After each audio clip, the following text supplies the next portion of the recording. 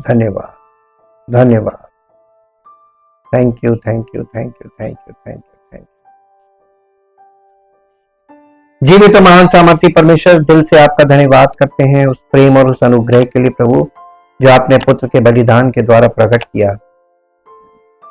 और प्रभु, हमको जैसे इजराइलियों को लाल समुद्र में इस पार से उस पार करके उनके स्थान को बदल दिया, और प्रभु आपने उन्हें उस दासत्व से हमेशा के लिए छुड़ा लिया और ऐसी जगह पर रखा ताकि वो उस मार्ग में आगे बढ़े जहां पर उनको एक अलग देश आप देना चाहते थे, जो एक उनके लिए अलग आपने वायदा किया हुआ स्थान रखा था। उस स्थान तक पहुंचने के लिए आपने उन्हें पार उतारा ताकि उस मार्ग को वो आगे बढ़े। ठीक वैसे ही प्रभु, आपने मसीह के द्वारा हमें संसार में और संसार की आत्मा में उस पाप से भरे जीवन से छुड़ाकर हमें इस पार लाके रखा कलीसिया में, ताकि हम परमेश्वर के राज्य के लिए आगे बढ़ सकें। पवित्र आत्मा के नेतृत्व में हम आपका धन्यवाद करते हैं। आपकी योजनाएं विश्वास करने वालों के जीवन में पूरी होती हैं और आज्ञा मानने वाले लोग उस राज्य के वारिस बनते हैं, ताकि प्रभु आपकी महिमा प्रकट हो। आदर और महिमा आपको देते इस प्रार्थना को प्रभु यीशु मसीह के पवित्र नाम से मांगते हैं, आमीन। सबको जय मसीह की। हम परमेश्वर का बहुत धन्यवाद करते हैं। जैसा कि संडे को हमने दो चीजें एक साथ बताई थी, एक आदम दूसरा आदम, और एक और चीज बताई थी फेरिसिकल एटीट्यूड, एक फरीसी और एक पापी। आज हम लोग इसी बात पे थोड़ा सा केंद्रित होंगे कि फरीसी जो रिलीजियस लीडर्स थे in the time of Jesus Christ, ये आरंभ से आ रहे हैं। पुराने नियम में बहुत थे और नए नियम में भी बहुत है, और आज तो बहुत ज्यादा है। इतने कभी नहीं हुए, किसी युग में इतने नहीं हुए रिलीजियस लीडर जितने आज हैं। इसलिए हम लोगों को ये देखना है कि यीशु की शिक्षा में और फरीसियों की शिक्षा में क्या अंतर है। एक मसीही शिक्षा और एक फरीसी की शिक्षा, जो रिलीजियस लीडर होता है, उनका अंतर हमको मालूम होना चाहिए। क्योंकि यीशु मसीह ने अपने चेलों से कहा था कि फरीसियों के खमीर से चौकस रहना। तो वो खमीर क्या था? फरीसियों की शिक्षा का प्रभाव जो है वो खमीर, नेगेटिव चीज है। ये जो यीशु मसीह है, यीशु मसीह दृष्टांतों में बातें करता था। क्यों? क्योंकि यीशु मसीह के दृष्टांतों का जब हम अध्ययन करते हैं तो ये पता चलता है कि उसके दृष्टांत आंख खोलने वाले हैं। यानी दृष्टांत एक छोटी सी कहानी होती, लेकिन वो ऐसी कहानी यीशु मसीह सुनाता था कि वो आपको निष्कर्ष तक, अगर आप उस पर विश्वास करते हैं तो निष्कर्ष तक पहुंचेंगे, और अगर आप उस पर विश्वास नहीं करते हैं तो आप ये सुनेंगे और इधर से निकाल देंगे, वो आपको समझ में नहीं आएगी। यानी ऊपर से निकल जाएगी, या तो आप समझ में आएगी या फिर कोई समझ में नहीं आएगी। यानी आप कुछ रिस्पॉन्ड नहीं करेंगे और या आप रिस्पॉन्ड करेंगे, दोनों बातें होंगी। ये जो शास्त्रीय फरीसी होते थे, ये आत्मविश्वासी, आत्मधर्मी, यानी खुद में ये बहुत विश्वासी होते थे और ये स्वधर्मी होते थे और दूसरों से अधिक पवित्र अपने आप को समझते थे, और ये यीशु मसीह का सामना इनसे हुआ। यानी सुपर बिलीवर आप कह लीजिए, ये अपने आप को बहुत मायने रखता था इनका। और इन्हीं के विषय में आज हम फरीसियों के खिलाफ विनाशकारी अभियोग, यीशु मसीह ने विनाशकारी अभियोग लगाए इनके ऊपर, ऐसे ऐसे पॉइंट रखे। आज मानव शिक्षा, जो धार्मिक शिक्षा है, वो सब फेरिसिकल टीचिंग में आती है। इसको हम लोग बहुत थोड़ा सा ध्यान से, और ये शिक्षाएं क्यों नहीं काम करती थी, उस जमाने में भी नहीं करती थी, आज भी नहीं करती। ये इफेक्टलेस हैं।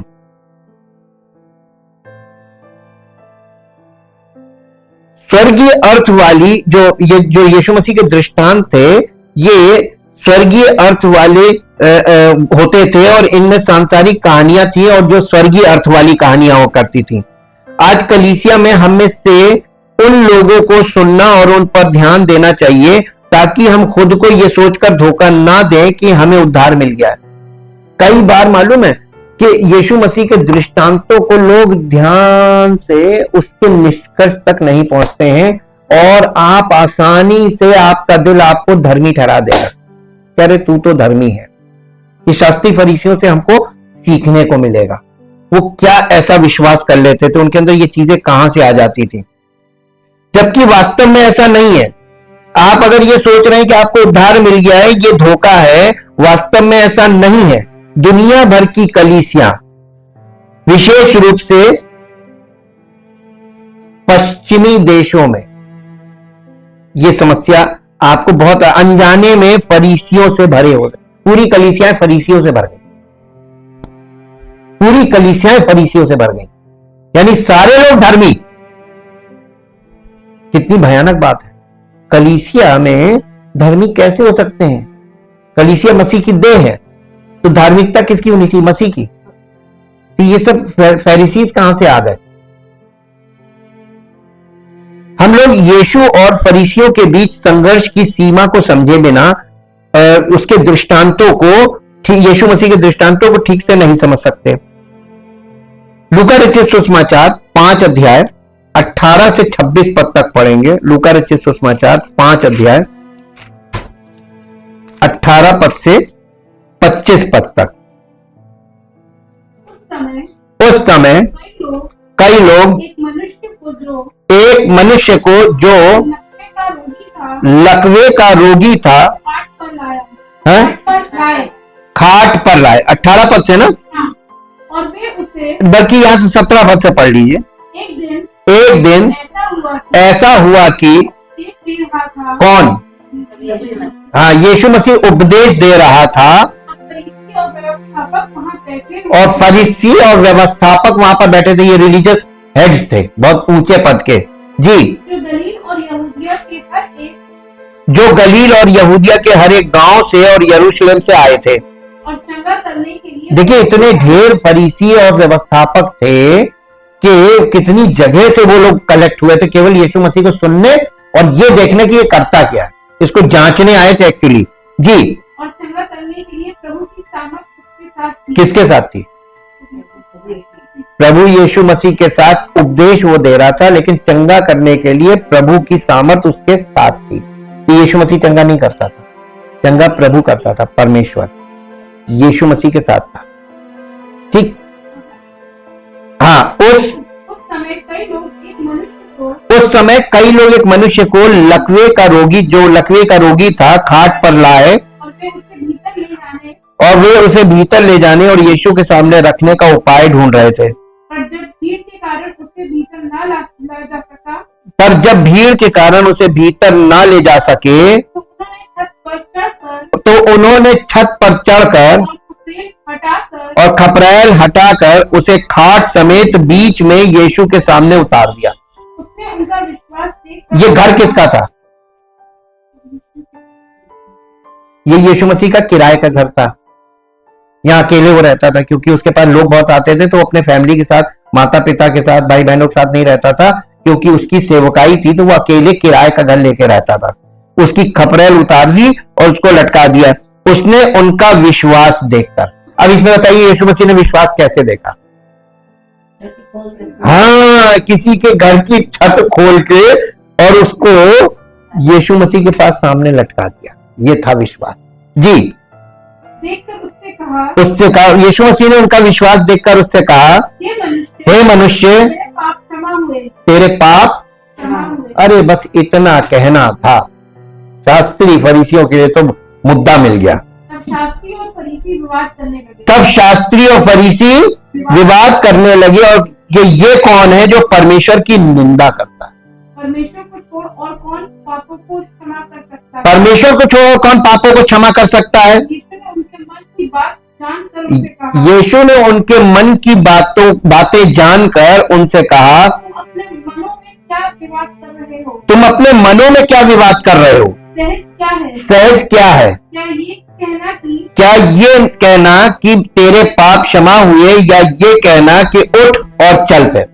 परंतु इसलिए कि तुम जानो कि देखिए, सहज क्या था? उठ और चल फिर, ये कहना था। लेकिन यीशु मसीह ने जानबूझ के बोला जा तेरे पाप क्षमा हुए, ताकि आगे उसने जवाब दिया कि परंतु इसलिए कि तुम जानो कि मनुष्य के पुत्र को पृथ्वी पर पाप क्षमा करने का भी अधिकार है। उसने उस लकवे के रोगी से कहा, मैं तुझसे कहता हूं, उठ और अपनी खाट उठाकर अपने घर चला जा। वो तुरंत उनके सामने उठा और जिस पर वो पड़ा था उसे उठाकर परमेश्वर की बड़ाई करता हुआ अपने घर चला गया। तब सब चकित हुए और परमेश्वर की बड़ाई करने और लगे और बहुत डर कर कहने लगे, आज हमने अनोखी बातें देखी। यीशु मसीह ने ऐसा क्या किया था? इसका मतलब ये रिलीजियस लीडर यीशु मसीह को अपने समान एक रिलीजियस लीडर समझ रहे, जबकि वो था नहीं। आज दुनिया में सबसे बड़ी समस्या मालूम क्या है? सच्चा प्रेरित अगर मसीह का प्रेरित है तो वह बिल्कुल यीशु मसीह की तरह ही काम करेगा, क्योंकि परमेश्वर का आत्मा उस काम करता है ना। काम मनुष्य नहीं करता, करता परमेश्वर का आत्मा। यदि कोई मसीह में नई सृष्टि, इसका मतलब यही है कि परमेश्वर का आत्मा उसके जीवन में होकर काम करेगा। और रिलीजियस लीडर में और मसीही सेवक में, प्रेरित में अंतर पकड़िएगा आप लोग, क्योंकि आज के जमाने में आपको ज्यादा क्या कौन मिलेंगे मालूम है? कौन मिलेंगे? फरीसी मिलेंगे, ठीक। और उन्हीं में धोखा है। और लोग मसीहत को गलत कहते हैं, लेकिन मसीहत नहीं। गलत तो उस जमाने में भी था जब यीशु मसीह आया, तो सामना उसने किया। जब यीशु ने लकवाग्रस्त व्यक्ति से कहा कि उसके पाप क्षमा कर दिए गए हैं, तो वे उससे सवाल करने लगे, ये कौन है जो ईश निंदा करता है? पापों को कौन क्षमा कर सकता है सिवाय परमेश्वर के? तभी यीशु, जो जानता था कि वे क्या सोच रहे हैं, ने ये दिखाने के लिए शारीरिक उपचार प्रदान किया कि उसके पास पापों को क्षमा करने का अधिकार है। यीशु और फरीसियों के बीच टकराव की एक श्रृंखला यहां पर शुरू होती है। अनिवार्य रूप से ये एक पवित्र युद्ध है। वास्तव में प्रभु की तरफ कौन है? आमतौर पर फरीसियों का मानना था कि वे अच्छे और सही थे, पर उनका मानना था कि यीशु बुरे और गलत थे। फरीसी शब्द का अर्थ, इसका फरीसी शब्द का अर्थ होता है सेपरेटेड, यानी अलग किया हुआ व्यक्ति। फरीसी पुराने नियम के शास्त्र, मूसा के नियमों और परमेश्वर के चुने हुए लोगों के रूप में इजराइल की अद्वितीय स्थिति के प्रति प्रतिबद्ध थे। उन्होंने रोमन या यूनानी संस्कृतियों के साथ किसी भी प्रकार के समझौते या मिली भगत का विरोध किया। वे परमेश्वर के व्यवस्था का अध्ययन, परमेश्वर के कानून का यानी आज्ञाओं का अध्ययन करने, उसे लागू करने और सिखाने के लिए प्रतिबद्ध थे। इसलिए जो आज्ञा का पालन करना, अनुष्ठान, स्वच्छता, उपवास और प्रार्थना उनके लिए महत्वपूर्ण थे। उन्हें लगा कि परमेश्वर तक पहुंचने का मार्ग आज्ञाकारिता के माध्यम से है। वे खुद को अच्छे यहूदी मानते थे जो जीवन को उसी तरह जी रहे थे जिस तरह से परमेश्वर चाहता था कि वे जिए, पुरानी वाचा के अंतर्गत। फरीसियों ने यीशु को एक ईश निंदा करने वाला, कानून तोड़ने वाला, झूठा भविष्यवक्ता माना, जिसने अधर्मियों, कर वसूलने वालों और पापियों के साथ खाने पीने के द्वारा परमेश्वर के एक व्यक्ति के रूप में अपनी ईमानदारी से समझौता किया। उन्होंने उसे शैतान द्वारा इजराइल के लोगों को गुमराह करने के लिए इस्तेमाल किए जाने के रूप में देखा। उनका मानना था कि उसे रोकना जरूरी था, क्योंकि वो एक दुष्टात्मा से ग्रस्त धोखेबाज था जिसने कानून और भविष्यवक्ताओं की अवहेलना की थी। आखिरकार उन्होंने फैसला किया कि उसे मौत की सजा दी जानी थी।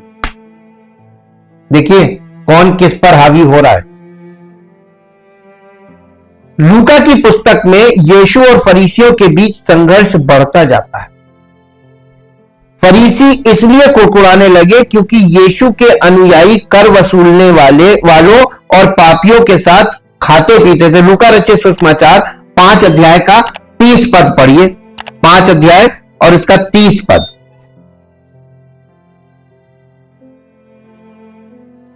अरे जहां थे वहीं पे। इस पर फरीसी और उनके शास्त्री उसके चेलों से ये कहकर कुड़कुड़ाने लगे,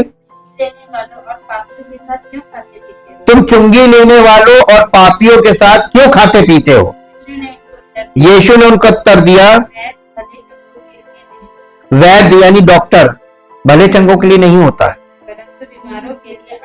परंतु बीमारों के लिए आवश्यक है।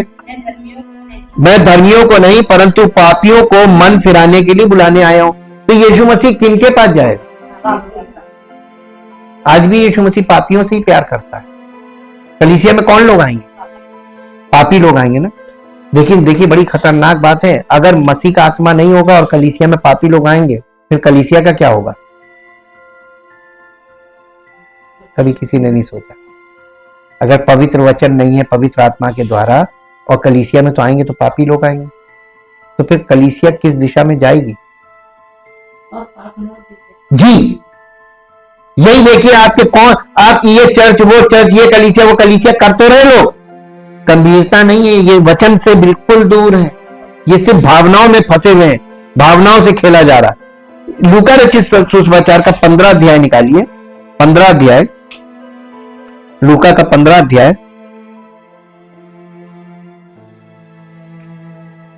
और 15 अध्याय का 2 पद पढ़िए। पर फरीसी और शास्त्री कुड़कुड़ा कर कहने लगे, ये तो पापियों से मिलता है और उनके साथ खाता भी है। पहले के जमाने में कि जिसके साथ आप उठते बैठते खाते पीते हैं वो फेलोशिप होती थी, ये फेलोशिप होती थी। लोग दूसरे लोगों के साथ खाते पीते नहीं थे। उनको मालूम था किसके साथ नहीं खाना, किसके साथ खाना है। ये एक रिस्ट्रिक्शन हुआ करती थी। उन्होंने यीशु की आलोचना की क्योंकि उनके अनुयायी यूहन्ना के अनुयायियों की तरह उपवास नहीं करते थे। देखिए दूसरी आलोचना क्या है। यूहन्ना जो था, यूहन्ना के अनुयायियों की तरह या यूहन्ना के जो फॉलोअर्स थे उनकी तरह यीशु मसीह के चेले जो थे वो उपवास नहीं करते थे। एक बड़ा मुद्दा उपवास का रहा है यीशु मसीह के अनुयायियों के जीवन में।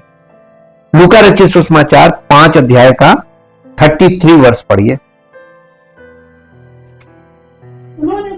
उन्होंने उससे कहा, यूहन्ना के चेले तो बराबर उपवास रखते और प्रार्थना किया करते हैं, और वैसे ही फरीसियों के चेले भी, परंतु तेरे चेले तो खाते पीते हैं। बस बस बस बस। आज देखिए बहुत से लोग अपने आप को मसीही कहते हैं, लेकिन वो है नहीं मसीही। वो किसके चेले हैं अब आप यहां से देख लीजिए। क्योंकि फरीसी के चेले उपवास बहुत करते थे और यूहन्ना के चेले उपवास बहुत करते थे, लेकिन यीशु मसीह के चेलों ने उपवास किया था? क्यों नहीं करते थे? प्रार्थना भी नहीं करते थे? क्यों? चलिए आज आपको हम राज बताई दे। हमारे पास ये मोबाइल फोन, मेरे पिताजी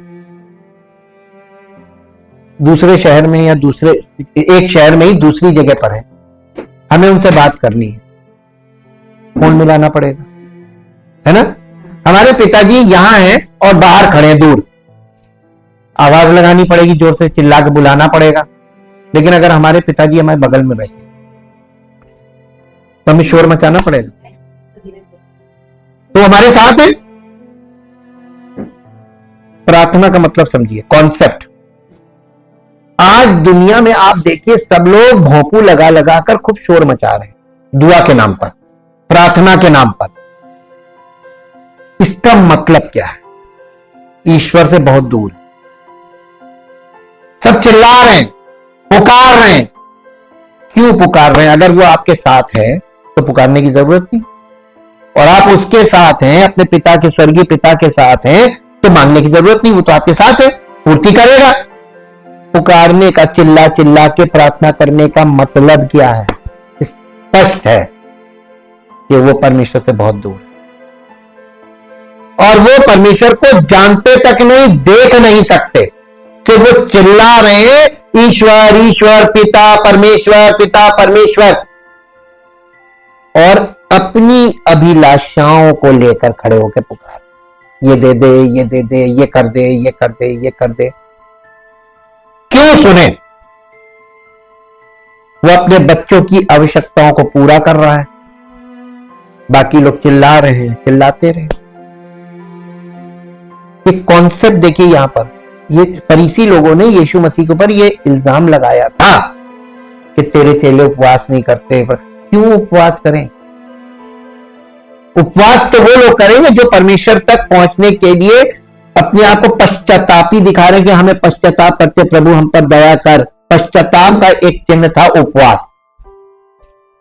पश्चाताप कोई नहीं कर रहा, उपवास सब कर रहे हैं।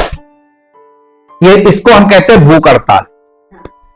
जैसे सरकार से अपनी बातें मनवाने के लिए लोग भूख हड़ताल करके बैठे, अनशन, जिद कर रहे हैं, यह है उपवास। प्रभु यीशु मसीह इन सब चीजों को बहुत अच्छी तरीके से समझता था, क्योंकि परमेश्वर की आत्मा से भरा हुआ था। वो रिलीजियस लीडर नहीं था। रिलीजियस लीडर लोगों को इन्हीं चीजों में फंसाते और इन चीजों को बड़ा बड़ा चढ़ा के कि ये करोगे तो ये होगा, ये करोगे तो ये होगा, और कुछ नहीं होगा। लोगों ने बहुत किया, पूरी बाइबल बड़ी पढ़ी, पुराना नियम। अगर परमेश्वर अपने पुत्र को अनुग्रह करके ना भेजता, वो हमसे प्रेम ना करता, तो ये सब क्रियाओं में हम भी फंसे होते और मिलता कुछ नहीं। हाँ, यहां पे देखिए ये भी विषय आ गया। उन्होंने यीशु की आलोचना की क्योंकि उसके अनुयायी यूहन्ना के अनुयायियों की तरह उपवास नहीं करते थे। जब यीशु के शिष्य खेतों से होकर जा रहे थे तो उन्होंने उन पर ऐसा करने का आरोप लगाया जो सबत के दिन करना उचित नहीं। अब लोग दूसरा मुद्दा आ गया, सबत के दिन कहा ये मत करना, छूना मत। सबत का दिन विश्राम दिन था, लेकिन उसमें अनिवार्य यानी दैनिक काम आपको करने थे। आप खाना खा सकते थे, आप टॉयलेट जा सकते थे, आप बीमार हैं तो बीमार को ठीक किया जा सकता, दवाई दे सकते थे। ये सारी विषय देखिए, ये एक यानी आत्म या धर्मांध नहीं होते, धर्मांध हो जाना, ये थे फरीसी। एक पद निकालिए जो आपको मिलेगा, लूका रचित सुसमाचार 6 अध्याय का 2 पद पढ़िए, बल्कि पहले पद से पढ़ दिए। फिर सबत के दिन कौन? यीशु मसीह खेतों में से होकर जा रहा था और उसके चेले बाले तोड़ तोड़कर हाथों से मल मल कर खाते जा रहे थे। तब फरीसियों में से कुछ कहने लगे, तुम वो काम क्यों कर रहे हो जो सबत के दिन करना उचित नहीं? यीशु ने उनको उत्तर दिया, क्या तुमने ये नहीं पढ़ा कि दाऊद ने, देखिए पुराने नियम में भेज दिया उनको, यहूदी थे ना, इसलिए कि दाऊद ने जब वो और उसके साथी भूखे थे तो क्या किया? वो कैसे परमेश्वर, वो तंबू में गया, वो मंदिर में गया, परमेश्वर के भवन में, वो कैसे परमेश्वर के घर में गया और भेंट की रोटियां लेकर खाई, जिन्हें खाना याजकों को छोड़ किसी को उचित नहीं, और अपने साथियों को भी दी। और उसने उनसे कहा, मनुष्य का पुत्र सबत के दिन का प्रभु है। जिस दिन की तुम चर्चा कर रहे हो, जिस दिन का तुम नियम बता रहे हो, मैं तो उसी का प्रभु, उस दिन का प्रभु हूं। मैं ही विश्राम दूंगा। ये खा रहे हैं, इनको खाने दो। यीशु मसीह ने मना किया मत खाओ। सबत के दिन भोजन करने को मना किया? नहीं। बाला तोड़ने को मना किया? नहीं। अब यहां पर 33 अध्याय जो पढ़ा था, उन्होंने उससे कहा, यूहन्ना के चेले तो बराबर उपवास रखते हैं और प्रार्थना किया करते हैं, और वैसे ही फरीसियों के चेले भी, परंतु तेरे चेले तो खाते पीते हैं। यीशु ने उनसे कहा, क्या तुम बरातियों से जब तक दूल्हा उनके साथ रहे उपवास करा सकते हो? अब आप बात समझ जाइए क्या कह दिया। जब प्रभु मेरे साथ है तो ना हमें उपवास, ना हमें प्रार्थना, कुछ नहीं जरूरत। कितना बड़ा अंतर है, यही मैं संडे को बता रहा था। ये फरीसी वाली शिक्षा लेकर खड़े हुए, और आजकल के मसीही अपने आप को जो मसीही कहते हैं, ये धोखे में, ये भ्रम में फंस गए। ये अपने आप को मसीह कहते हैं नहीं, इसी को पाखंड बोलते हैं। ये पाखंड में फंस गए। पाखंड का शिकार हो गए और उन्हें पता ही नहीं, क्योंकि वचन से अंडरस्टैंडिंग बिल्कुल भी नहीं है। वे यीशु पर आरोप लगाने के लिए कारण ढूंढ रहे थे, ये देखने के लिए कि ये क्या वो सबत के दिन उन्हें चंगा करेगा। लूका रचित सुसमाचार 6 अध्याय का 7 पद पढ़िए, 6 पद से पढ़िए। ऐसा हुआ कि किसी और सबत के दिन वो आराधनालय में जाकर उपदेश करने लगा, और वहां एक मनुष्य था जिसका दाहिना हाथ सूखा था। शास्त्री और फरीसी उस पर दोष लगाने का अवसर पाने की ताक में थे कि देखे कि वो सबत के दिन चंगा करता है कि नहीं, परंतु वो उनके विचार जानता था, इसलिए उसने सूखे हाथ वाले मनुष्य से कहा, उठ, बीच पे खड़ा हो। वो उठ खड़ा हुआ। यीशु ने उनसे कहा, मैं तुमसे ये पूछता हूं कि सबत के दिन क्या उचित है, भला करना या बुरा करना? जी, प्राण को बचाना या नाश करना? प्राण को बचाना या नाश करना? तब उसने चारों ओर उन सबों को देखकर उस मनुष्य से कहा, अपना हाथ बढ़ा। उसने ऐसा ही किया और उसका हाथ फिर चंगा हो गया। परंतु वे आपे से बाहर होकर आपस में विवाद करने लगे कि हम यीशु के साथ क्या करें, ये तो नियम तोड़ रहा है। वो नियम पकड़े खड़े थे। 2 प्रकार के मसीही आपको पता चल जाएंगे, एक जो नियम पकड़ के खड़े, एक जो प्रभु में है, एक जो आदम में है और एक जो मसीह में है ना। ये अंतर आप देखते जाइए। वे यीशु पर आरोप ढूंढने के लिए ये लगे रहते थे, यीशु मसीह प्रचार करे, यीशु मसीह कुछ करे और हम इसको पकड़े। आज भी वैसे ही हो रहा है। मसीह का आत्मा जब भी काम करेगा उसके चारों ओर आलोचक होंगे। निंदक होना जरूरी है। निंदक ही, निंदक नहीं तो आपका विरोधी, नहीं तो आप मसीह में नहीं। अगर आप मसीह में हैं, पहचान बता दें, हाँ, आपकी हर बात पर लोग विरोध करेंगे। समझ जाइएगा कि आप सही हैं, और जिस दिन आपसे लोग सहमत होने लगे, समझ जाइएगा आप नहीं, गलत रास्ते पे, आप भीड़ की तरफ है। उन्होंने यीशु की आलोचना की क्योंकि उसने देखिए, उन्होंने यीशु पर पेटू और शराबी होने का आरोप लगाया। लूका रचित सुसमाचार 7 अध्याय का 34 वर्ष, 7 अध्याय उसका 34 वर्ष। मनुष्य का पुत्र खाता पीता आया है और तुम कहते हो, देखो पेटू और पियक्कर, मनुष्य, चुंगी लेने वालों का और पापियों का मित्र। इसका 33 और 34 मिला के पढ़िए, तब आपको और समझ में आ जाएगा। हाँ, यूहन्ना बपतिस्मा देने वाला ना रोटी खाता आया, ना दाखरस पीता आया, और तुम कहते हो उसमें दुष्ट आत्मा है। मनुष्य का पुत्र खाता पीता आया है और तुम कहते हो, देखो पेटू और पियक्कर, मनुष्य, चुंगी लेने वालों और पापियों का मित्र। पर ज्ञान अपनी संतानों द्वारा सच्चा ठहराया जाता है। यहां पे आपको बहुत ध्यान केंद्रित करना पड़ेगा। यीशु मसीह उनको जवाब देता था, कभी लड़ाई नहीं करता था, और ऐसी मास्टर लाइन बोल के मास्टर स्ट्रोक देता था और चुप हो जाता। उन्होंने यीशु की आलोचना की क्योंकि उसने एक पापी स्त्री को उसे छूने दिया तथा उसके पैरों पर इत्र और अपने आंसुओं से अभिषेक किया। लूका रचित सुसमाचार 7 अध्याय और 7 अध्याय का 39 वर्ष, बल्कि 36 से पढ़िए। फिर किसी फरीसी ने उससे यीशु मसीह से विनती की कि वो उसके साथ भोजन करे। अतः वो फरीसी के घर में जाकर भोजन करने बैठा। उस नगर की एक पापिनी स्त्री ये जानकर कि फरीसी के घर में ये भोजन करने बैठा है, संगमरमर के पात्र में इत्र लाई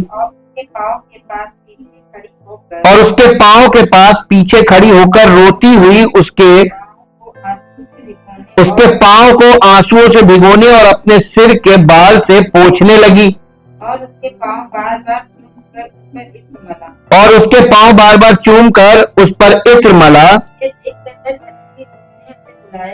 ये देखकर वो फरीसी जिसने यीशु मसीह को बुलाया था अपने मन में सोचने लगा, ये भविष्यवक्ता होता तो मैं जान जाता कि ये जो उसे छू रही है वो कौन स्त्री है और कैसी स्त्री है ना। यदि ये भविष्य वक्ता होता तो जान जाता कि ये जो उसे छू रही है वो कौन और कैसी स्त्री है, क्योंकि वो तो पापिनी है। यीशु ने उसके उत्तर में कहा, हे शमौन, मुझे तुझसे कुछ कहना है। वो मन में सोच रहा था, यीशु मसीह ने खट से पकड़ लिया, क्योंकि ये लोग अपने आप को धर्मी मानते थे ना। कहने लगा, मुझे तुझसे कुछ कहना है। वो बोला, हे गुरु कह। गुरु बोलते थे ना वो लोग। फिर अब यीशु मसीह ने उससे कहना शुरू किया, किसी महाजन के 2 देनदार थे, एक 500 और दूसरा 50 दीनार का देनदार था। जब उनके पास यानी चुकाने को कुछ ना रहा तो उसने दोनों को क्षमा कर दिया। इसलिए उनमें से कौन उससे अधिक प्रेम रखेगा? शमौन ने उत्तर दिया, मेरी समझ में वो जिसका उसने अधिक छोड़ दिया, यानी जिसका अधिक माफ हुआ। उसने उससे कहा, तूने ठीक विचार किया है। और उस स्त्री की ओर फिरकर उसने शमौन से कहा, क्या तू इस स्त्री को देखता है? मैं तेरे घर में आया, परंतु तूने मेरे पांव धोने के लिए पानी न दिया, पर इसने मेरे पांव आंसुओं से भिगोए और अपने बालों से पूछा। तूने मुझे चूमा ना दिया, पर इसने जब से मैं आया हूं तब से इसने मेरे पांव को चूमना ना छोड़ा। तूने मेरे सिर पर तेल नहीं मला, पर इसने मेरे पांव पर इत्र मला। इसलिए मैं तुझसे कहता हूं कि इसके पाप जो बहुत थे क्षमा हुए, क्योंकि इसने बहुत प्रेम किया। पर जिसका थोड़ा क्षमा हुआ वो थोड़ा प्रेम करता है। और उसने स्त्री से कहा, तेरे पाप क्षमा हुए। तब जो लोग उसके साथ भोजन करने बैठे थे वे अपने अपने मन में सोचने लगे, ये कौन है जो पापों को भी क्षमा करता है? पर उसने स्त्री से कहा, तेरे विश्वास ने तुझे बचा लिया है, कुशल से चली जा। यीशु मसीह कभी भी महिमा नहीं देता, वो एकदम नेचुरली ऐसा होता था कि नेचुरल काम। यीशु मसीह कभी किसी को बाध्य नहीं करता था, कोई हुक्म नहीं देता था, बल्कि वो पापियों से प्रेम करता था। उसका प्रेम उनको नया बना देता। आपने देखा पावर्स, किसी वरदान का इस्तेमाल किया हो यीशु मसीह ने? मसीही स्वभाव, अगर हम मसीह में हैं तो मसीह का स्वभाव ही पावर, वही वरदान, वही है सब कुछ। और यहां पर इन चीजों से हमको यह पता चल रहा है कि शिक्षाओं में कितना अंतर था। उन्होंने यीशु के पापों को क्षमा करने के पाप क्षमा करने के अधिकार पर सवाल उठाया। 7 अध्याय का 49 वर्ष, 7 अध्याय उसका 49 वर्ष पढ़िए। तब जो लोग उसके साथ भोजन करने बैठे थे वे अपने अपने मन में सोचने लगे, ये कौन है जो पापों को भी क्षमा करता है? ये कौन है जो पापों को? ये यीशु मसीह ही पापों। उन्होंने यीशु की परीक्षा ली और उससे पूछा कि अनंत जीवन पाने के लिए क्या करना चाहिए। लूका 10 अध्याय में आ जाइए, 10 अध्याय, लूका 10 अध्याय और 10 अध्याय का 25 पद पढ़िए। और देखो एक व्यवस्थापक उठा और ये कहकर उसकी परीक्षा करने लगा, हे गुरु, अनंत जीवन का वारिस होने के लिए मैं क्या करूं? यीशु मसीह ने उससे कहा, व्यवस्था में क्या लिखा है? तू कैसे पढ़ता है? उसने उत्तर दिया, तू प्रभु अपने परमेश्वर से अपने सारे मन और अपने सारे प्राण और अपनी सारी शक्ति और अपनी सारी बुद्धि के साथ प्रेम रख और अपने पड़ोसी से अपने समान प्रेम रख। उसने उससे कहा, तूने ठीक उत्तर दिया, यही कर तो तू जीवित रहेगा। बस यहां पे गड़बड़ी हो गई। परंतु उसने अपने आप को धर्मी ठहराने की इच्छा से यीशु से पूछा, तो मेरा पड़ोसी कौन? पापी तो नहीं हो सकता मेरा पड़ोसी धर्मी होना चाहिए, तभी मैं धर्मी हूं। ये उसके अंदर वो थी, मेरा पड़ोसी कौन? यीशु ने उत्तर दिया। अब यहां पे यीशु मसीह ने फिर एक कहानी बताई। देखिएगा, एक मनुष्य यरूशलेम से यरीहो को जा रहा था कि डाकुओं ने घेर कर उसके कपड़े उतार लिए और मार पीट कर उसे अधमरा छोड़कर चले गए। और ऐसा हुआ कि उसी मार्ग से एक याजक जा रहा था। याजक कौन होते? परमेश्वर के सेवक। याजक जा रहा था, परंतु उसे देखकर कतरा कर चला गया। याजक तो बहुत बिजी लोग होते हैं, है ना, प्रीस्ट लोग। इसी रीति से एक लेवी उस जगह पर आया, वो भी उसे देख के कतरा कर चला। लेवी कौन होते थे? लेवी होते थे जैसे पास्टर होते हैं, फिर लीडर्स होते हैं ना चर्च के, तो लेवी जो थे वो लीडर्स थे। तो वो लीडर भी जा रहा था, उसने भी देखा, चला गया। वो तो अपने यरूशलेम जा रहे थे अपनी सेवा करने। परंतु एक सामरी यात्री वहां आ निकला और उसे देखकर तरस खाया, और उसने उसके पास आकर उसके घाव पर तेल और दाखरस डालकर पट्टियां बांधी और अपनी सवारी पर चढ़ाकर सराय में ले गया और उसकी सेवा टहल की। दूसरे दिन उसने 2 दीनार निकाल कर सराय के मालिक को दिया और कहा, इसकी सेवा टहल करना, और जो कुछ तेरा और लगेगा वो मैं लौटने पर तुझे भर दूंगा। अब तेरी समझ में जो डाकुओं में घिर गया था, इन तीनों में से उसका पड़ोसी कौन ठहरा? जिसने मदद की। तो पड़ोसी का मतलब होता है जो आपकी मदद करे, वही सच्चा पड़ोसी है ना। हम लोग जियोग्राफिकली देखते हैं, हमारे बगल में जो आपकी मदद में आपके साथ खड़ा हो, वही पड़ोसी। यीशु मसीह सामरी, ये सामरी, इसको कहते हैं नेक सामरी कहानी। ये नेक सामरी की, दयालु सामरी कह लीजिए, नेक सामरी यहां पर लिखा होगा, दयालु सामरी का दृष्टांत। इस दृष्टांत में जो सामरी है ना, ये यीशु मसीह। सामरी लोग वो लोग थे जो व्यवस्था को मानते थे, लेकिन यहूदी लोग उनसे नफरत करते थे, वो अलग रहते थे, एक पंथ था। तो ये अछूत थे। यीशु मसीह ने अपने आप को सामरी के रूप में रिप्रेजेंट, क्योंकि यहूदी इनसे चिढ़ते थे यीशु मसीह से। ये सामरी वाला जब वो लाया, ये चीज उन लोगों को बर्दाश्त नहीं होती थी। सामरी से कोई, देखिए जब वो सामरी स्त्री वाले में आपको साफ मिलता है, जब उसने कहा मुझे पानी, तू यहूदी होकर मुझ सामरी से पानी मांग रहा, क्योंकि आपस में व्यवहार नहीं करते थे, छुआछूत था। इस यीशु मसीह ने अपने आप को सामरी क्यों कहा? क्योंकि यहूदी लोग छुआछूत मानते थे। तो यीशु मसीह वो है जिससे धर्मी लोग छुआछूत मानते हैं। अगर कोई मसीह में है, उससे लोग क्या करेंगे? छुआछूत मानेंगे ना। हाँ, इससे दूर रहो, इससे दूर रहो। समझते जाइए, आपके लिए ये जीवन की बातें हैं। वे ये देखकर आश्चर्यचकित हुए कि यीशु ने भोजन से पहले अपने हाथ नहीं धोए। लूका रचित सुसमाचार 11 अध्याय। अब 11 अध्याय पे हम आ गए। 11 अध्याय का 38 पद पढ़िए, 38 वर्ष, 37 पद से पढ़ लीजिए। जब वो बातें कर रहा था, किसी फरीसी ने उससे विनती की कि मेरे यहाँ भोजन कर। वो भीतर जाकर भोजन करने बैठा। फरीसी को यह देखकर अचंभा हुआ कि उसने भोजन करने से पहले नहाया नहीं। हाँ, प्रभु ने उससे कहा, हे फरीसियों, तुम कटोरे, देखिए यीशु मसीह उनके मन में जो चल रहा होता है उसी को पकड़ता था। तुम कटोरे और थाली को ऊपर से तो बाहर से तो मांजते हो, परंतु तुम्हारे भीतर अंधेर और दुष्टता भरी है। हे निर्बुद्धियों, जिसने बाहर का भाग बनाया, क्या उसने भीतर का भाग नहीं बनाया?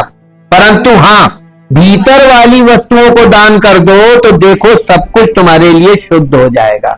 तो शुद्धता कहां से आएगी? जब अंदर का शुद्ध होगा। बाहर में स्नान कर लो, मारिए लगा लो, अपने आप को टिप टॉप कर लो, हम ड्रेस पहनकर हम प्रीस्ट बन गए और लोगों को आशीर्वाद दे रहे। लोगों को भी इतनी समझ नहीं है कि कलयुग में कैसे लोग हैं, अंदर क्या हो रहा है। आप किससे आशीर्वाद ले रहे हो? क्या पापी को आशीर्वाद दे सकता है? नहीं दे सकता है। लेकिन समझ से परे। आपकी वो आदत पड़ गई है वही करने, आप अपनी आदत को पूरा कर रहे हैं।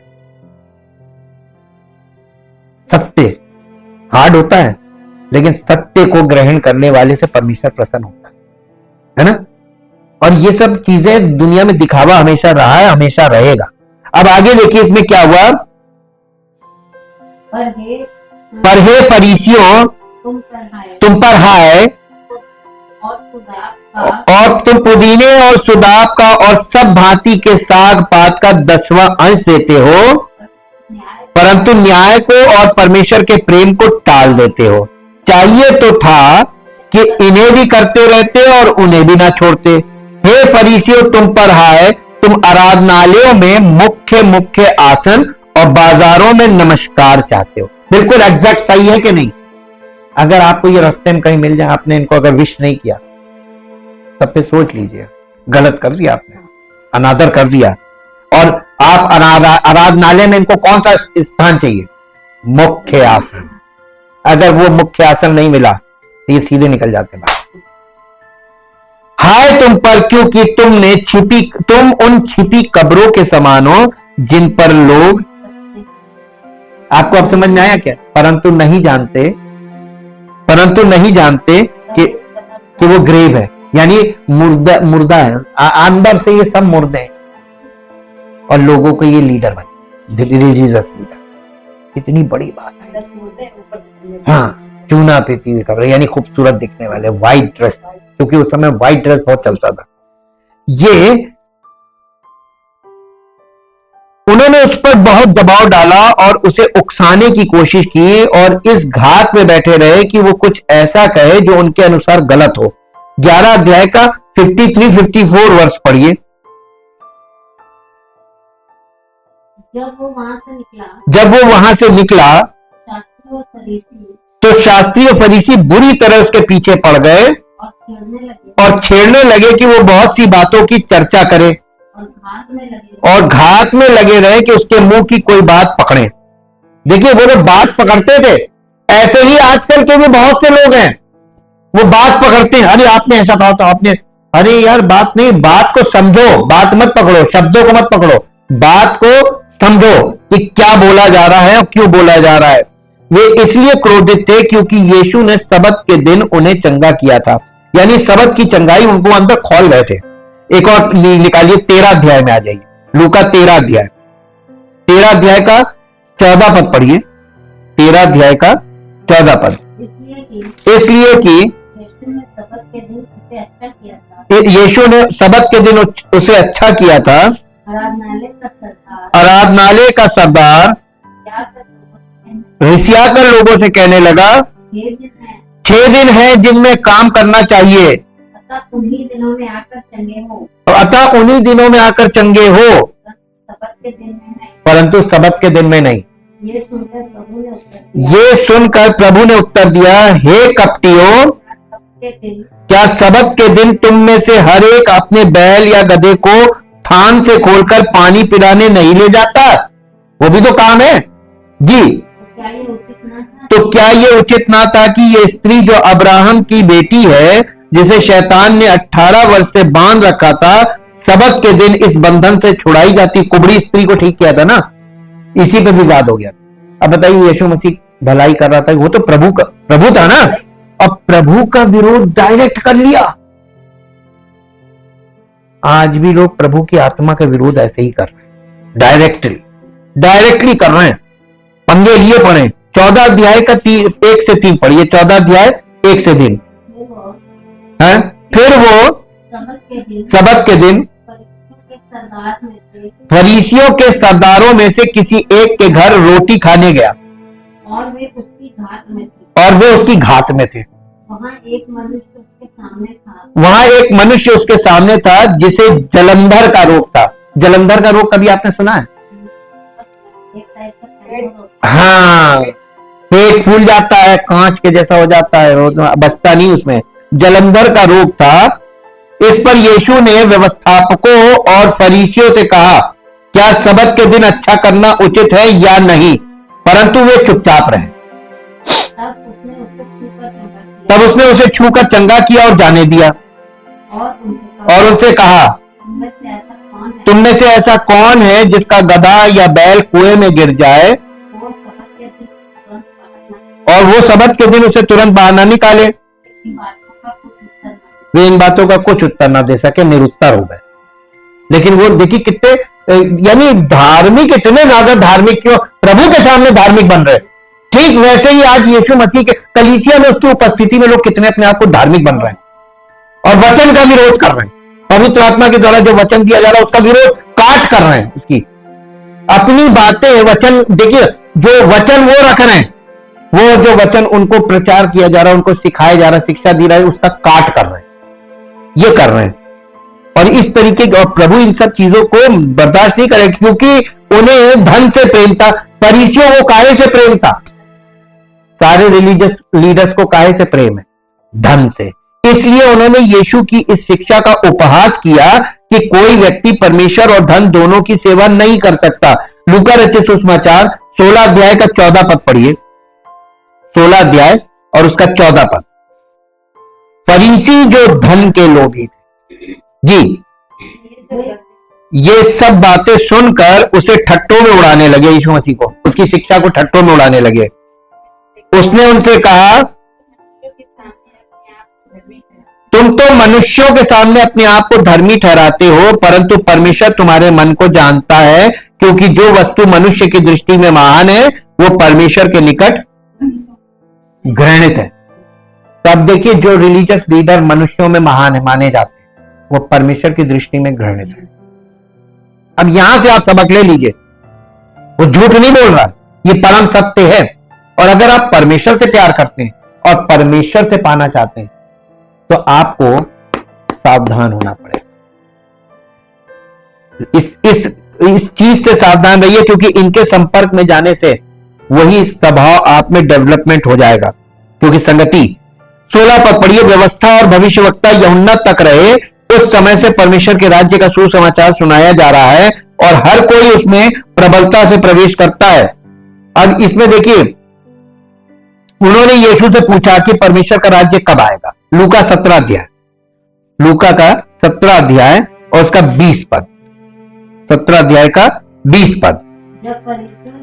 जब फरीसियों ने उससे पूछा कि परमेश्वर का राज्य कब आएगा, तो यीशु मसीह ने उनको उत्तर दिया, परमेश्वर का राज्य यानी ये फिजिकल आइज से दिखाई नहीं देगा, दृश्य रूप में नहीं आएगा, ये फिजिकल राज्य आ गया।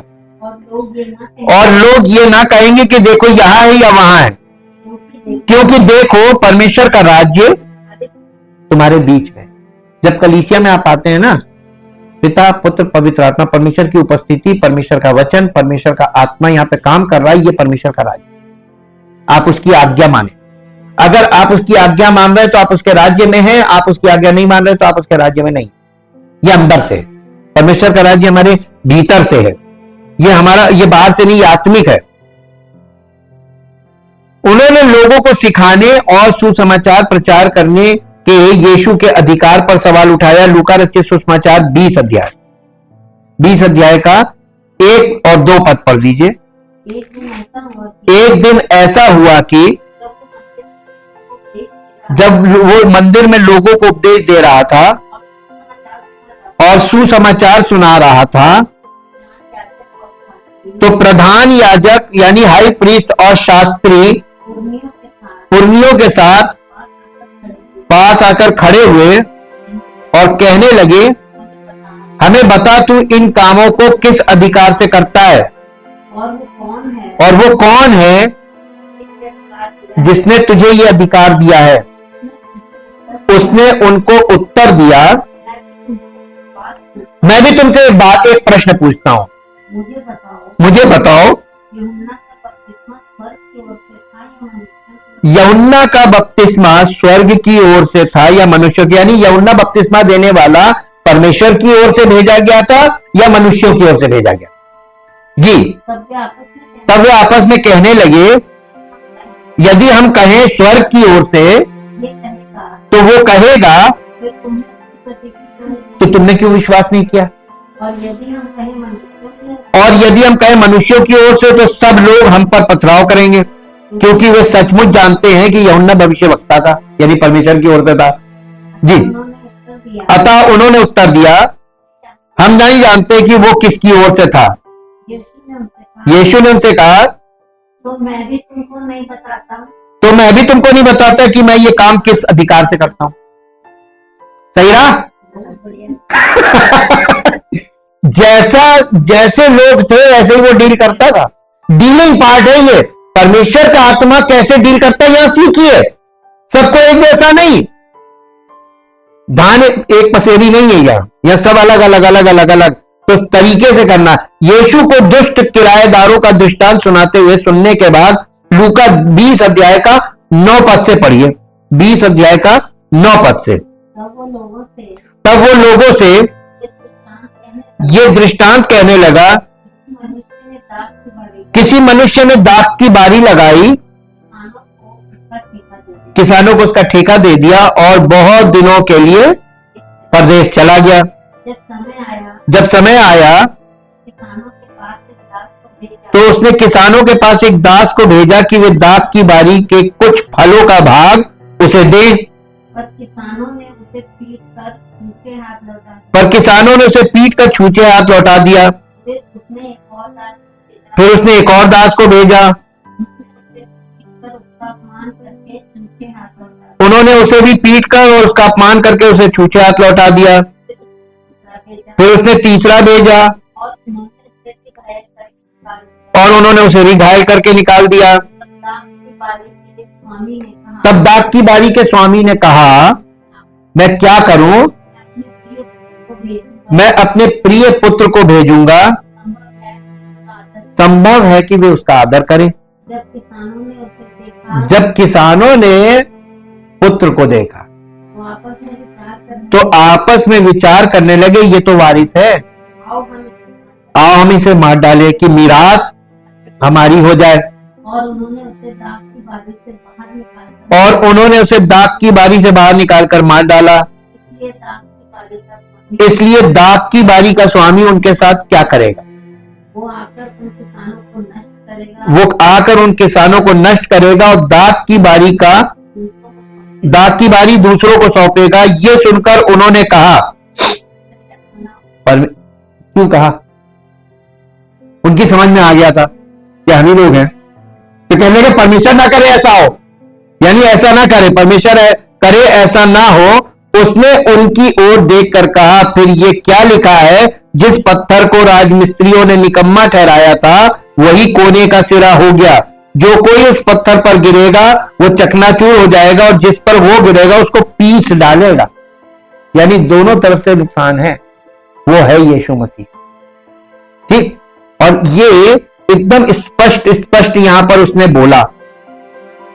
उन्होंने उस पर हाथ डालने की कोशिश की क्योंकि वे जानते थे कि उसने उनके खिलाफ ये दृष्टांत कहा था, ये शास्त्री फरीसियों के खिलाफ बोला था। और 20 अध्याय का 19 पद पढ़िए। उसी घड़ी शास्त्रियों और प्रधान याजकों ने उसे पकड़ना चाहा क्योंकि वे समझ गए थे कि उसने हम पर यह दृष्टांत कहा, परंतु वे लोगों से डरे और वे उसकी ताक में लगे और भेजे कि धर्म का भेद धर कर कोई ना कोई बात पकड़े। देखिए वो लोग क्या करते थे, यीशु मसीह की जासूसी करवाते थे कि कुछ ऐसा बोले ताकि इसको सरकार में शिकायत करें और इसको पिटवा दे। ये हो रहा है। हाँ, नहीं, देखिए वे यीशु को इस तरह से मार डालने की योजना बना रहे थे कि इससे उन लोगों में दंगा ना भड़के जिनके बीच यीशु लोकप्रिय थे। 22 अध्याय, लूका 22 अध्याय और उसका 22 पद पढ़िए।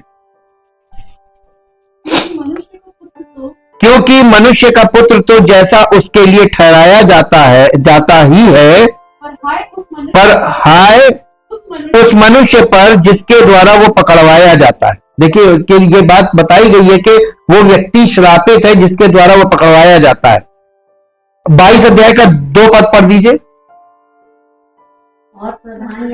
और प्रधान याजक और शास्त्री इस बात की खोज में थे कि उसको कैसे मार डाले, पर वे लोगों से डरते थे। वो पब्लिक भीड़ चलती ना, भीड़ तंत्र था उस जमाने में, वो लोग डरते थे। इसमें कोई आश्चर्य नहीं कि यीशु ने अपने अनुयायियों को फरीसियों के खमीर से सावधान रहने की चेतावनी दी, जो कि पाखंड है।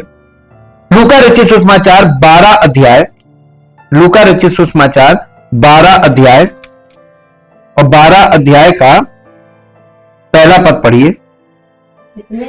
इतने में जब हजारों की भीड़ लग गई, यहां तक कि वे एक दूसरे पे गिरे पड़ते थे, तो वो सबसे पहले अपने चेलों से कहने लगा, फरीसियों के कपट रूपी खमीर से चौकस रहना, कुछ ढका नहीं जो खोला न जाएगा, और ना कुछ छिपा है जो जाना न जाएगा। इसलिए जो कुछ तुमने अंधेरे में कहा है वो उजाले में सुना जाएगा,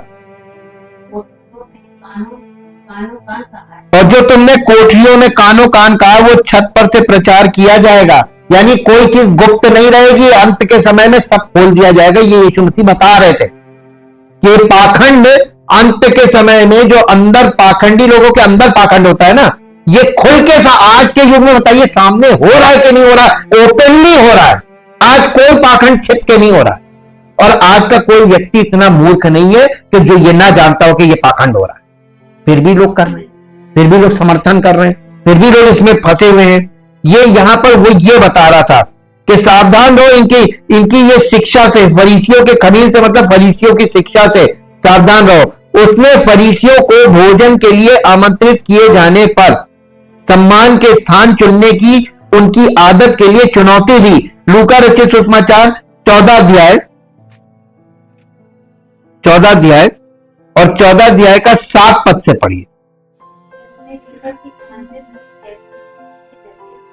जब उसने देखा कि आमंत्रित लोग कैसे मुख्य मुख्य जगहें चुन लेते हैं, तो एक दृष्टांत देकर उनसे कहा, जब कोई तुझे विवाह में बुलाए तो मुख्य जगह में ना बैठना।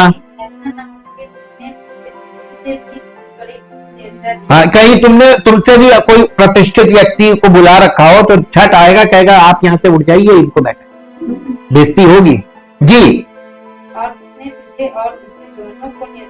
और जिसने तुझे और उसे दोनों को न्योता दिया, आकर तुझसे कहे इसको जगह दे, और तब तुझे सबसे नीची जगह में बैठना पड़े। पर जब तू बुलाया जाए तो सबसे नीची जगह जाकर बैठ, कि वो व्यक्ति जिसने तुम्हें वहां पर इनविटेशन दिया है आए तो तुझसे कहे हे मित्र आगे बढ़कर बैठ, तब तेरे साथ बैठने वालों के सामने तेरी बड़ाई होगी। और आजकल भी लोग मालूम है, जब कहीं जाते हैं पार्टी वगैरह, सबसे एकदम टॉप जगह पे जाके बैठ जाते हैं। ये गलत है, ये डिसिप्लिन। यीशु मसीह कह रहे ना ऐसा करना, कभी मत करना, हमेशा लीस्ट पे जाना। तुमको वहां पे जो जिसने बुलाया ना, वो तुमको अगर इज्जत दे तो इज्जत सबके बीच में होगी। ये वाली चीज ये हम लोगों के लिए बहुत, आत्मिक जीवन के लिए बहुत जरूरी है। यीशु ने उनकी आलोचना की क्योंकि उन्हें खुद पर भरोसा था कि वे धर्मी हैं और दूसरों के साथ तिरस्कार पूर्ण व्यवहार करते थे। 18 अध्याय लूका रचित सुसमाचार 18 अध्याय 9 पद।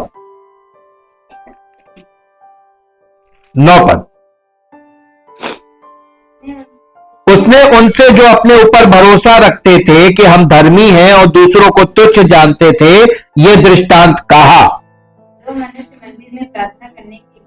दो मनुष्य मंदिर में प्रार्थना करने के लिए गए, एक फरीसी था। हम इसको ऐसे भी कह सकते हैं, एक धर्मी था और एक अधर्मी था, एक पापी था एक धर्मी था, ठीक। लेकिन ये जो धर्मी है ये परमेश्वर की हिसाब से धर्मी नहीं है, ये स्वयं के हिसाब से। स्वधर्मी का मतलब वो खुद की दृष्टि में धर्मी था। कहीं ऐसा तो नहीं कि कलीसिया, आजकल कलीसिया के लोग अपनी दृष्टि में अपने आप को धर्मी समझ रहे हैं, लेकिन परमेश्वर की नजर में वो पापी थे, पापी हैं, पापी रहे। तो अपने आप को धर्मी मत कहलाना, ये काम कभी नहीं करना। जो लोग धर्मी होते हैं उनका एटीट्यूड आपको बताते हैं, ये फैरिसिकल एटीट्यूड्स हैं। मेरे साथ निकालिए रोमियो की पत्री और उसका 2 अध्याय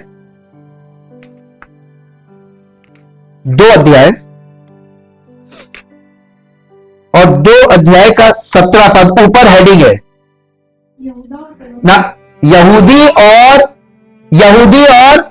व्यवस्था। 17 पद, यदि तू यहूदी कहलाता है, यहूदी होना और यहूदी कहलाना, मसीही होना और मसीही कहलाना।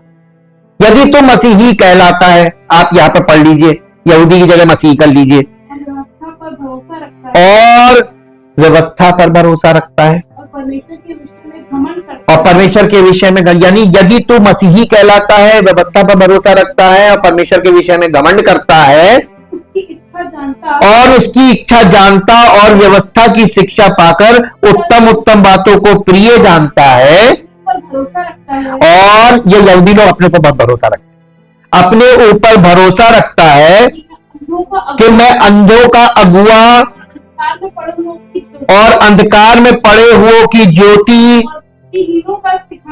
और बुद्धिहीनों का सिखाने वाला और बालकों का उपदेशक हूँ, और ज्ञान और सत्य का नमूना जो व्यवस्था में है मुझे मिला। यहूदी लोग यही तो घमंड करते थे कि मेरे पास वो है, मैं हम ही लोगों की आंखें खोलेंगे तभी खुलेंगी जी। अतः क्या तू जो दूसरों को सिखाता है अपने आप को नहीं सिखाता? क्या तू जो चोरी ना करने का उपदेश देता आप ही चोरी करता है? तू जो कहता है व्यभिचार ना करना, क्या आप ही व्यभिचार करता है? तू जो मूर्तों से घृणा करता है और आप ही मंदिरों को लूटता है। तू जो व्यवस्था के विषय में घमंड करता है, क्या व्यवस्था ना मानकर परमेश्वर का अनादर करता? वैसे ही मसीह लोग आज्ञा ना मानकर परमेश्वर का अनादर कर रहे हैं और तमाम अपने आप को ये दिखा रहे हैं कि हमसे बड़ा कोई नहीं, क्योंकि तुम्हारे कारण अन्य जातियों में परमेश्वर के नाम की निंदा की जाती है, जैसा लिखा भी है, यदि तू व्यवस्था पर चले तो खतने से लाभ तो है, परंतु यदि तू व्यवस्था को ना माने तो खतना होने के बाद भी आप बिन खतने की दशा में माने जाएंगे। वैसे ही बपतिस्मे को इसी जगह बपतिस्मा रख लीजिए मसीह में। यदि तू अपने आप को बपतिस्मे वाला समझ रहा है और परमेश्वर की मसीह की आज्ञा नहीं मान रहा, मसीह की शिक्षा नहीं मान रहा है, तो तेरा बपतिस्मा बिन बपतिस्मे की दशा, वो अपने आप खत्म हो जाता है। उसकी वक्त खत्म हो गई, उसकी वैल्यू खत्म हो गई, क्योंकि बैप्टिज्म की वैल्यू थोड़ी ना है, वैल्यू तो समर्पण की है, पश्चाताप की है।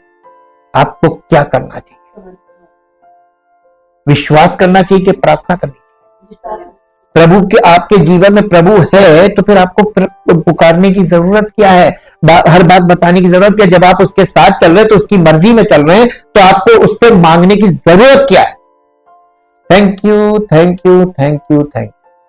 सच्चे जीवित महान समर्थी परमेश्वर, दिल से आपका धन्यवाद करते हैं। आपके पवित्र वचनों के द्वारा हमारे मन की आंखें ज्योतिर्मय हो और हम ये जान सके, अपने अंदर ये अपने आप को परख सके कि मसीह मुझ में है कि नहीं।